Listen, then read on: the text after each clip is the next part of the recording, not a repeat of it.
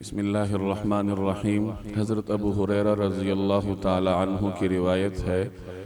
کہ نبی کریم صلی اللہ علیہ وسلم نے ارشاد فرمایا، جس کا مفہوم یہ ہے کہ تم میں سے کوئی شخص اپنے پڑوسی کو اپنی دیوار میں شہتیر لگانے سے مت روکے۔ جب حضرت ابو ہریرہ رضی اللہ تعالی عنہ نے یہ روایت بیان فرمائی تو لوگ گردنیں اٹھا اٹھا کر دیکھنے لگے، گویا کہ وہ تعجب کا اظہار کر رہے تھے۔ تو حضرت ابو ہریرہ رضی اللہ تعالی عنہ نے ان سے ارشاد فرمایا کہ میں تم لوگوں کو اعراض کرتا ہوا دیکھ رہا ہوں، بخدا میں اسے تمہاری گردنوں میں مار کر رہوں گا، یعنی انہوں نے ناگواری کا اظہار فرمایا۔ یہ مسند احمد کی روایت کا مفہوم میں نے آپ کے سامنے عرض کیا۔ شریعت نے پڑوسیوں کو اعلیٰ ظرفی کی تعلیم دی ہے کہ ایک پڑوسی دوسرے پڑوسی کا خیال رکھے، بالخصوص معمولی برتنے کی چیز دینے سے انکار نہ کرے۔ قرآن کریم نے ایک جگہ ایسے لوگوں کے لیے ہلاکت کا اعلان کیا ہے جو اپنے پڑوسی کو معمولی برتنے کی چیز دینے سے بھی انکار کرتے ہیں۔ بعض چیزیں ایسی ہوتی ہیں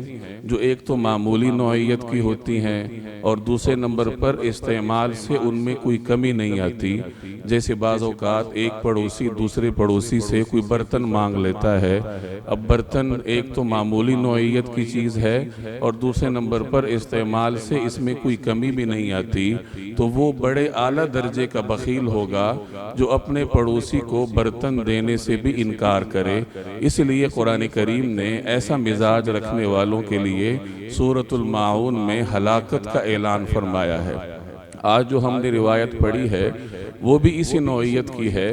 بعض اوقات ایسا ہوتا ہے کہ ایک پڑوسی کو اپنی چھت کے لیے شہتیر وغیرہ لگانے کی ضرورت پڑتی ہے اور شہتیر اس نے ساتھ والے پڑوسی کی دیوار پر لگانا ہوتا ہے، اور بظاہر اس سے کوئی خاص نقصان بھی دیوار کو نہیں ہوتا، تو اگر دوسرا پڑوسی اس کو روکتا ہے اور اسے معلوم ہے کہ اس سے میری دیوار کو نقصان بھی نہیں ہوتا اور اس کو باوجود وہ اس کو روکتا ہے، تو اس روایت میں ایسے شخص کی مذمت بیان کی گئی اور ممانعت فرمائی گئی کہ تم میں سے کوئی شخص اپنے پڑوسی کو اپنی دیوار میں شہتیر لگانے سے نہ روکے۔ یہ اس صورت میں ہے جب اس کے شہتیر لگانے سے یا اس کے کوئی تصرف کرنے سے دوسرے پڑوسی کی دیوار کو نقصان نہ ہوتا ہو، اور اگر اس کی دیوار کو نقصان ہوتا ہے تو ظاہر ہے اس کو اختیار ہے کہ وہ اپنے آپ کو نقصان سے بچائے اور انکار بھی کرے۔ بہرحال